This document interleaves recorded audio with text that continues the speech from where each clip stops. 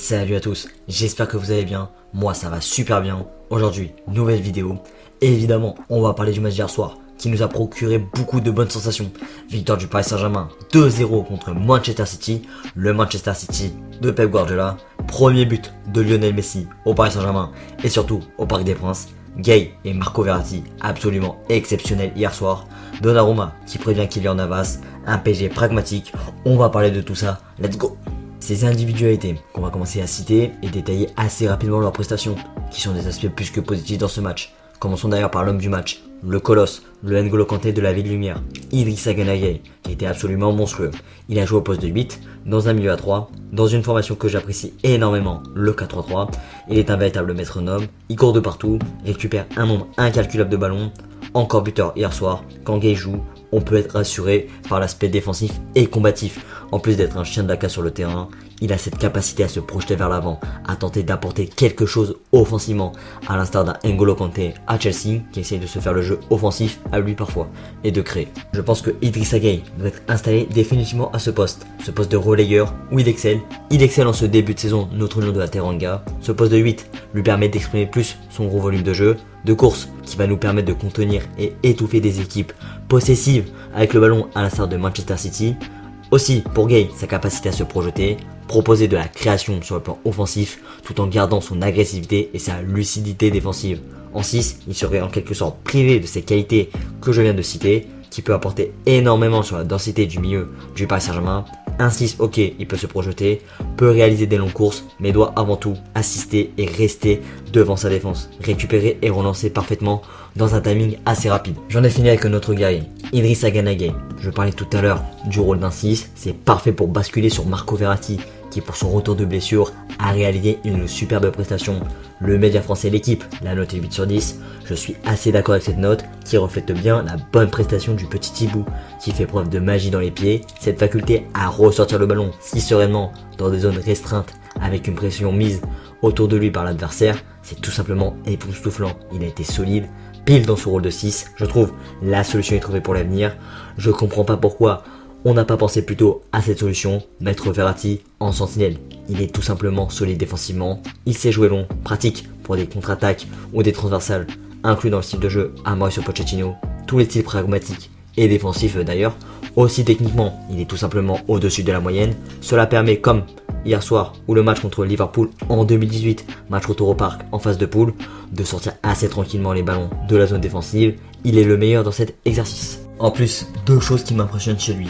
De une, à toujours gagner la touche, comme hier soir. Aussi, cette faculté à gagner des fautes intelligentes, c'est-à-dire toujours à pencher la situation en sa faveur lors d'un duel et à revenir de blessure d'une période assez longue, mais être aussi performant aussi rapidement. Il est tellement indispensable au PSG dans le jeu, tellement essentiel dans la création, dans le dynamisme et dans la solidité défensive du Paris Saint-Germain. Dans mes tops aussi, évidemment, pour sa première en Ligue des Champions, avec le PSG, Gianluigi Donnarumma, qui a fait preuve hier soir de sérénité, de solidité devant sa cage, beaucoup d'arrêts qui ont permis au Paris Saint-Germain de prendre les 3 points face aux Citizens, et puis un clean sheet en LDC contre Manchester City, excusez du peu. Donc belle prestation de Donnarumma, le grand Navas est prévenu pour la suite des événements, affaire à suivre concernant la concurrence entre les deux titans de gardien de but. J'ai envie quand même de souligner la prestation de Kylian Mbappé. Alors oui, il a touché peu de ballons, peu de présence dans le jeu, du déchet dans ses transmissions de balles, ses contrôles et ses prises d'initiative dans le jeu, mais décisif sur les 2 buts, dont un qui permet d'ouvrir l'histoire de Messi au Paris Saint-Germain. Excusez du peu encore une fois. Et puis en première période, ça a été le seul à provoquer offensivement. Donc Mbappé, 4ème en top, c'est là où on reconnaît les grands joueurs dans les grands rendez-vous. Mbappé n'a pas pu faire grand chose offensivement, en peu de toucher de balles.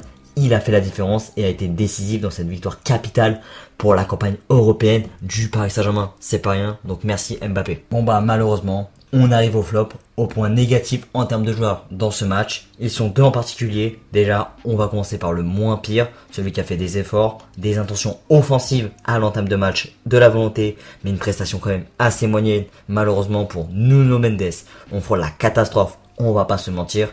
Il a été noyé par les interventions offensive de l'Algérien Riyad Mahrez, peu de repères et à vrai dire d'impact dans le rendement défensif. On est conscient du potentiel de Nuno, sa tonicité, sa faculté à se projeter vers l'avant, à provoquer, une capacité à défendre, ce que nous a montré lors de ses grands débuts contre l'OL, on l'a bien vu, Tout ça parle pour lui, mais hier, c'était faible défensivement. Fébrile, mais c'est les débuts. Pour l'instant, je suis dans la constatation des choses concernant ses fraîches performances. Pas de projection, on est patient, l'intégration d'un jeune joueur, avant tout, ça doit prendre du temps. Alors le pire du match selon moi, celui qui m'a donné envie de sortir des gangbox, c'est Neymar. Une prestation pitoyable hier soir, désolé de le dire, pas de langue de bois sur cette chaîne, toujours objectif dans les analyses, mais Neymar, c'est plus possible. Aucun signe distinctif qui nous donne envie d'y croire au retour du grand Neymar 2019, 2018, 2017 ou même lors de l'été 2020. Il n'arrive plus clairement à faire la différence en duel, donc sur le plan technique, toujours individuel et lent dans ses prises d'initiative, lourd dans sa conduite de balle, aucune part de création hier soir, du déchet, très peu de présence, franchement ça me saoule.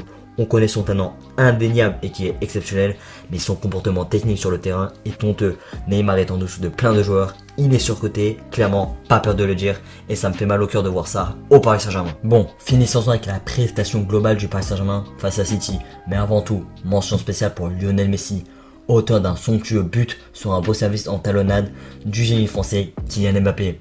Le début, la délivrance d'une belle histoire, qu'elle soit courte, on s'en fiche, elle sera belle. Enfin, espérons le meilleur entre Messi et nous, le Paris Saint-Germain.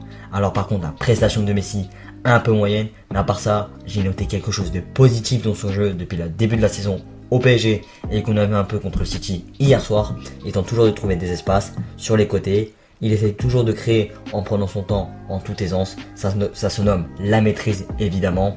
Il tente toujours de combiner avec Mbappé, Di Maria ou même Neymar. Il est très impliqué dans la création en ce début de saison, patience pour la perfection du divin Lionel Messi.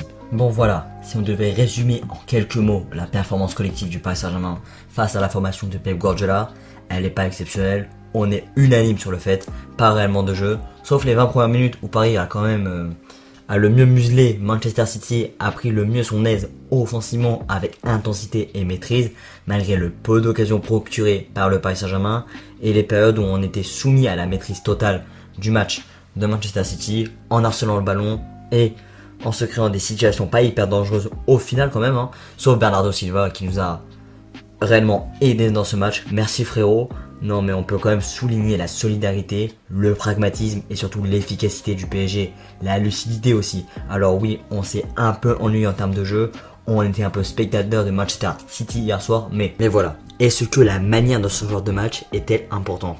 Où tu dois engranger des points dans un groupe assez relevé sur le papier, tu dois aussi prendre de la crédibilité aux yeux on va dire des autres clubs européens.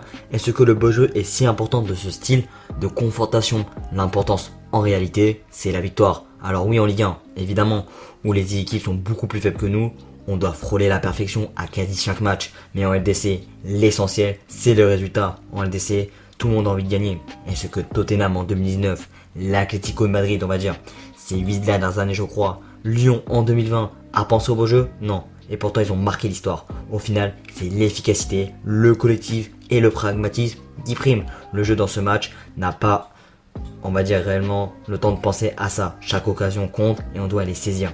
Espérons quand même qu'on aura un minimum de spectacle. Bien sûr, avec les moyens colossaux investis par le Paris Saint-Germain, le recrutement très travaillé au Paris Saint-Germain cet été, on doit avoir un peu de manière quand même. Mais je suis convaincu que cela arrivera avec des automatismes. Ça veut pas dire 11 grands joueurs, victoire assurée. Non, l'équipe doit se connaître. Le football est un sport collectif. Tout le monde doit ajouter sa pierre à l'édifice.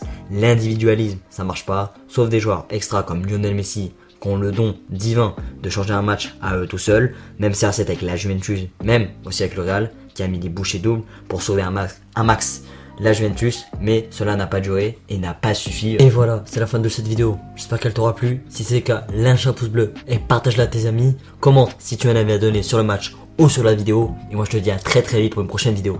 Allez, ciao ciao, ici c'est Paris et Paris est magique.